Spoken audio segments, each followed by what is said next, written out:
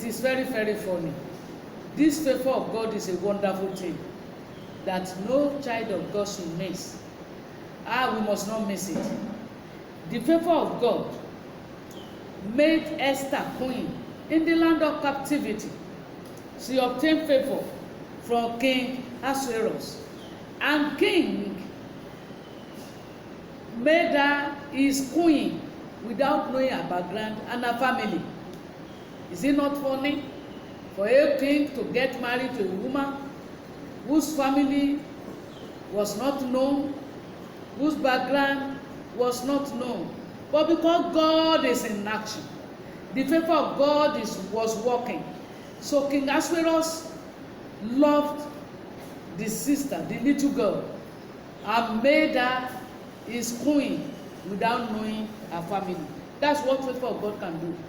Let me just give you a passage of the Bible from the book of Esther, chapter 2, verse 9. The book of Esther, chapter 2, verse 9. And the maiden pleased him, and she obtained kindness of him, and he speedily gave her things for purification, with such things as belonged to her, and 7 maidens which were meant to be given her. Brethren, the lady Anova, this lady was Anova. She obtained favor of God and also obtained favor of the king. When you obtain favor of God, you obtain favor of man too. And she was made queen. It was later in the year that the king knew that this lady was a captive taken from Israel. The Lord will favor you. From kings, the Lord will favor you. Even the Lord will raise a helper from you in the camp of your enemy, because you have received his favor. He will raise helpers for you, or bring help for you in the camp of your enemy. Those who say no way, believe it and possess the word of God. Trust in his word. It will surely come to pass. If the word of God is settled in heaven, the Lord will give you favor where you least expect it. Let's see another young lady, Mary. She obtained favor among all women of her time. Though she was not only virgin, but when God was looking for a vessel that will carry the Lord Jesus Christ as Savior, the Messiah of the whole world, into this earth, he favored a humble girl, Mary. The Lord will favor you. He will prepare you for a greater task. And through you, the Lord will fulfill his purpose. He will cause your life to glorify him. God picked Mary out of all maidens of those days. And let us hear what the angel said unto her. In Luke chapter 1, let's see what verse 28 says. Luke chapter 1, let's see what verse 28 says about Mary. And the angel came in unto her and said, Hey, thou that art highly favored, the Lord is with thee. Blessed art thou among women. When you receive the favor of God, the presence of God is with you. The mercy of God is with you. The grace of God is with you. In fact, you have totality of God with you. And you will be highly favored by men. You will be singled out for extraordinary work, extraordinary goodness. And this is what happened to Mary. The Lord singled her out to be the mother of our Lord Jesus Christ. Brethren, who can receive this favor? Can I receive it? How can I receive it? Oh, we are going to call God to remembrance concerning his word. in prayer. Let's go back to that our text. Psalm 90 verse 17. Psalm 90 verse 17. And let's hear what the Bible says concerning it. The last verse of that chapter. And as the beauty of the Lord our God be upon us. And let the beauty of the Lord our God be upon us. I pronounce by the name of Jesus. The beauty, which is the same thing as the favor of God, will be upon you. It will be upon your children. It will be upon your family. Wherever you go, the beauty of the Lord will accompany you. And that verse says again, and establish thou the work of our hands upon us. The Lord will establish the work of his hand upon you. He will establish your work. Henceforth, you will not serve with rigor. Your work will not be with groaning. Your work will not be with rigor. You will serve with the labor of God. You will work with favor of God. And the favor of God will establish your work.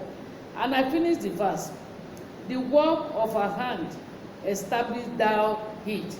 The Lord will establish the work of your hand. That is, you need to pray. You tell God to give you, to bestow his favor upon you. And let's see, I've said it before, that favor is an unmerited kindness received from God. God determines who is to receive his favor. But you can draw the hand of God nearer through prayer, through your godliness. When only the Bible says in 1 Timothy 6, verse 6, godliness with contentment is great gain. Through your godliness, when you live a godly life, you are nearer to God, and God will bestow his favor upon you. You can also obtain this favor. You can draw the hand of God nearer to you when you are humble and obedient. Don't forget, if Esther was not humble and obedient to her uncle Mordecai, she wouldn't have been able to attain to that position. She wouldn't have been able. That's what Mordecai told her when the entire people needed her help. And she said, it's not right, unless the king sent for me. Mordecai was telling her indirectly, do not think you are safe in the king's palace than all the people. If you fail to help us, the Lord will raise deliverer for Israel. But you and your father's house, we have no portion in it. What Mordecai was telling her indirectly is that, did you qualify to be king's wife? Did you qualify to be in that palace? The same favor that took you there can help you to solve this problem. And this girl was obedient. She declared 3 days prayer and fasting, and asked her uncle to do the same. And after that 3 days prayer and fasting, she appeared before the king, and the king favored her again. You will receive favor. The Lord will favor you, but you need to be humble and obedient. Again, we can draw the hand of God nearer to us by living a life of purity. Live a life of purity. Live a life of holiness. When you do that, you are doing the path of God, and God oversees everything in your life. If you want to draw the hand of God, why am I saying drawing the hand of God? I said favor is God determines who is to receive favor. As he said in the book of Romans chapter 9 verse 16, it's not for him that willeth, it's not for him that runneth, but for God that shows mercy. It is God that determines who receive this, who receive that. But you as a child of God, you can draw his hand nearer to you through prayer. When you pray, he will answer you. Jeremiah 33:3 says, call unto me, and I will answer, and I will show you mysterious things that you know not. You can draw the hand of God to you in prayer when you live a life of purity. Then when you live a righteous life, a life of righteousness, you are drawing the hand of God to you, to favor you. Let's see this in Psalm 5, verse 12. Psalm 5, verse 12. Let's read what is there. And the Lord, and it says, "For thou, Lord, will bless the righteous with favor, without compassing as with a shield." The Lord will bless the righteous, and with favor will he compass him as a seed. And when you are living a righteous life, it will make God, it will draw the hand of God nearer to you. Then, be a good man for God. Be a good man for God. If it is possible for you, live in peace with all men. Let's see what Proverbs 12 verse 2 say. "A good man obtaineth favor of the Lord, but a man of wicked devices will be condemned." You can't be a wicked man and be expecting the favor of God. You can't be an ungodly man and expecting the favor of God unless you repent. If you repent, the Lord will forgive you and give you a new heart, and he will accept you. Then 2 Corinthians chapter 5 verse 17 will come to pass in your life. When a man is in Christ, he is a new creature.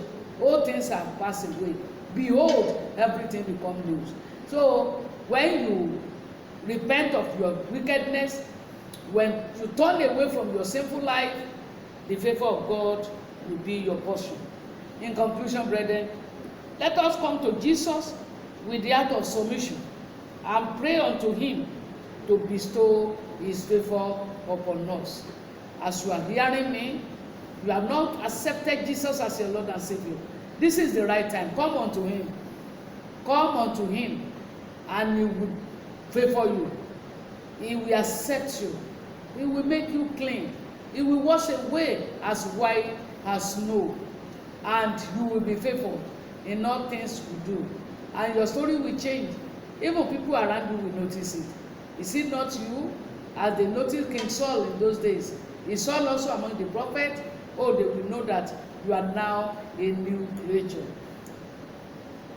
I pray for every one of us, as I've been praying through the message, the favor of God will locate you. This new day, this new month, will start as a new month for your life, a beginning of goodness in your life, a beginning of God's favor upon your life. Even if you have received his favor before, you will receive more favor. The Lord will give you an everlasting favor throughout the days of your life. Not only that, he will give you a generational favor, which will continue with your children, in the mighty name of Jesus. By covenant of salt, his favor upon your life will be everlasting. In Jesus' mighty name, I declare. See you next week by the grace of God.